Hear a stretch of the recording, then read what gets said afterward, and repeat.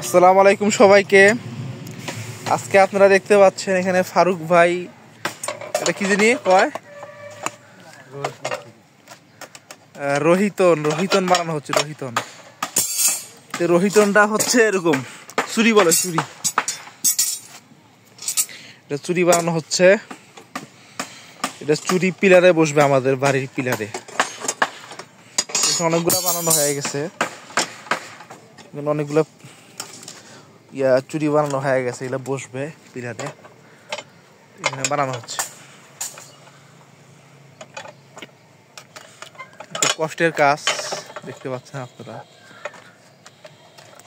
অনেক শক্তি দিয়ে করতে হয় কাজটা।